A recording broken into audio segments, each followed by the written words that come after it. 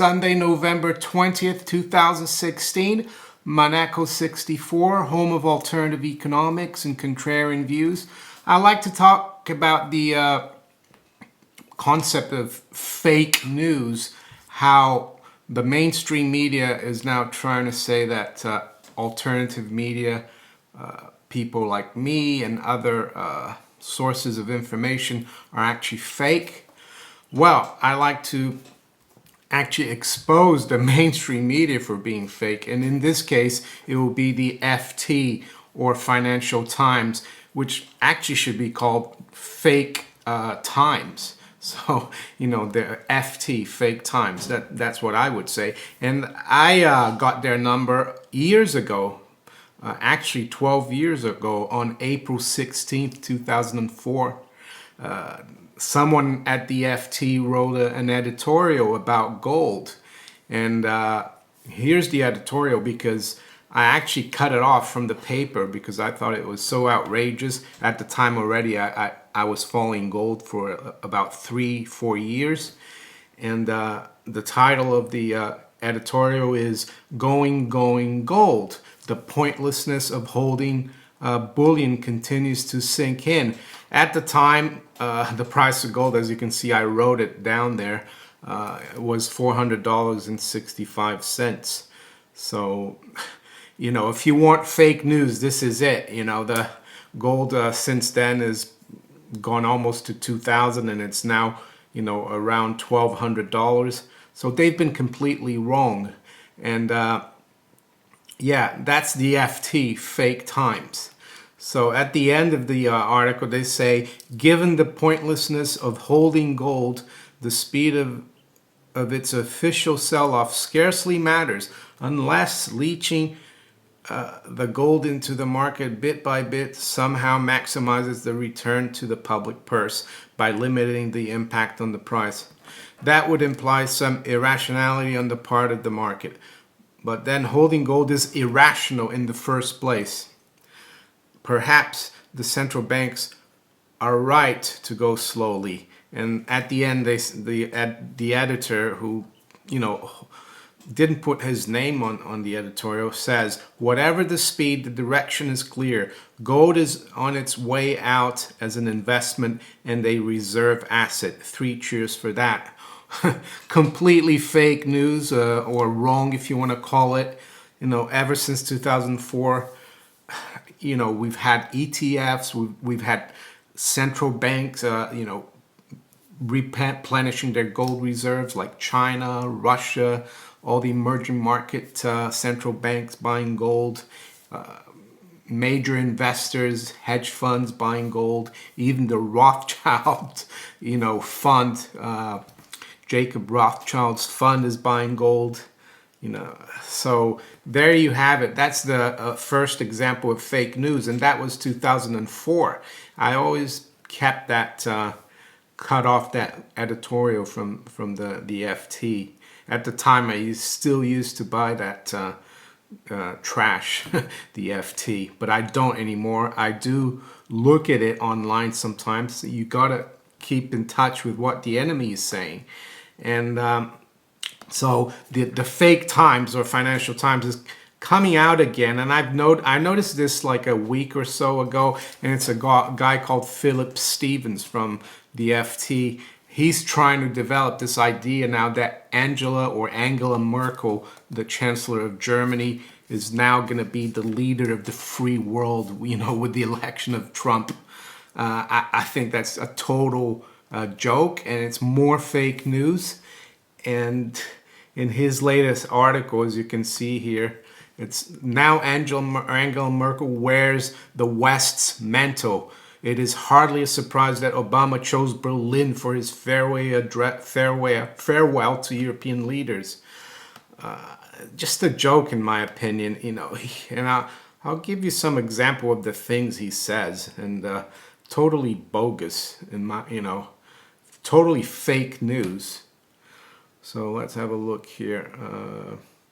Miss Merkel's carefully conditional reaction to Donald Trump's victory voiced what most European leaders think, but are too fearful to say about the U.S. president-elect. Her words bear repetition.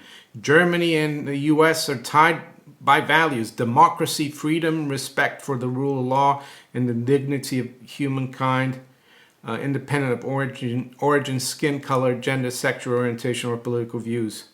And it goes on to say Berlin would work closely with the new administration, she said, on the basis of these values. And then she goes on to say here, let's have a look here. Yeah, this is quite interesting.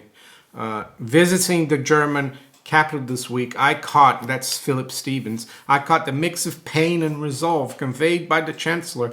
Pain because Germany sees itself as the guardian of the post-war international order, so disdained by Mr. Trump. It has not forgotten what came before. And Miss Merkel, brought up in the then communist East, knows all about freedom.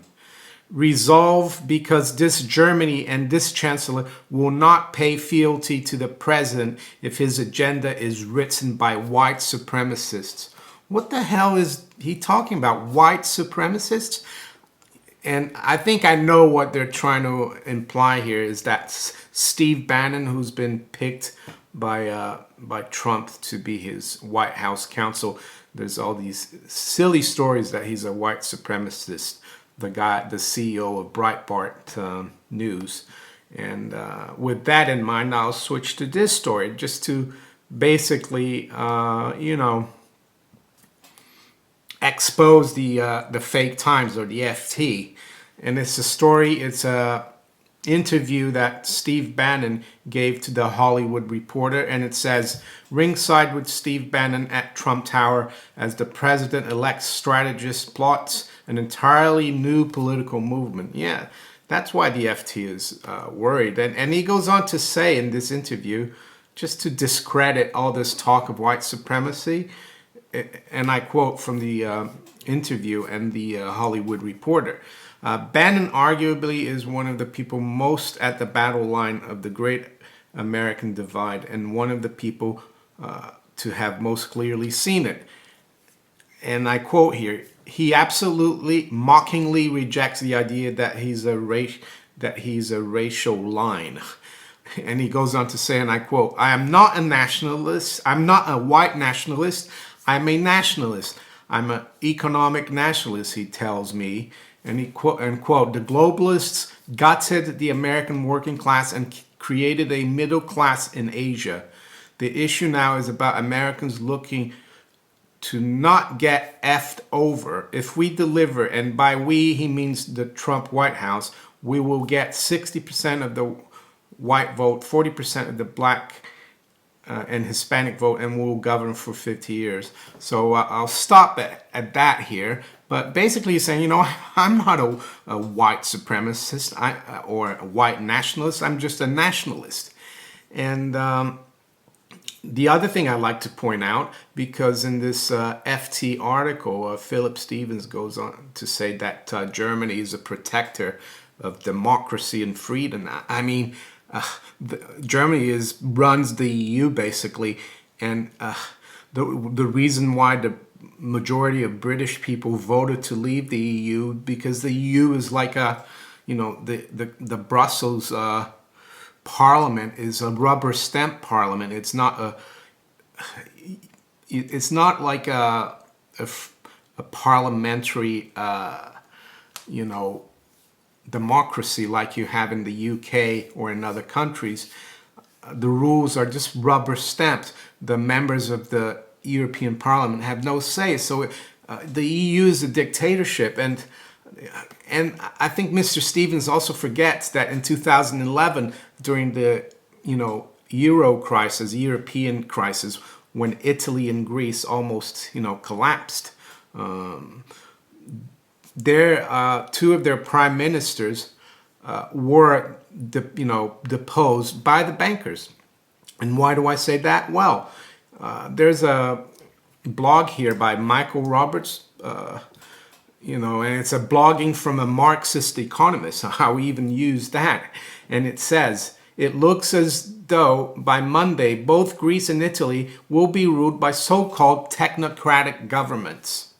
Even though both Greek Prime Minister George Papandreou and Italian Prime Minister Silvio Berlusconi were elected comfortably in parliamentary polls and were never defeated in any vote of confidence in parliament, they have been ousted to be replaced by unelected ex-central bankers and former executives of hedge funds and investment banks. From now on, financial markets will rule directly over the lives of the Italian and Greek people.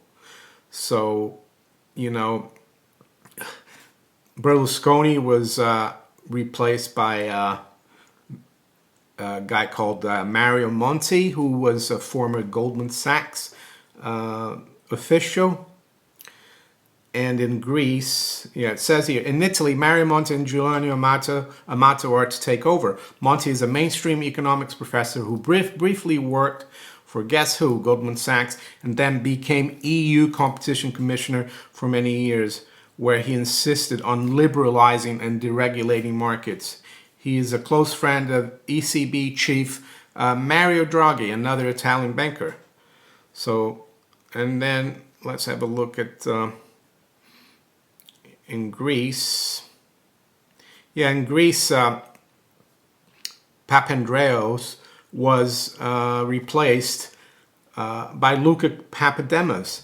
He was the head of the Greek central bank when Greece joined the euro. So this was in 2011, and Germany was behind all this because they wanted, Merkel wanted to save the euro, and she would absolutely not bend or anything. And when Berlusconi started talking about, maybe leaving the euro, this happened. So for Philip Stevens to say that Merkel represents freedom in the West is a joke, and it's fake. Fake news there, Mr. Stevens of the FT. So yeah, that's what I wanted to talk about.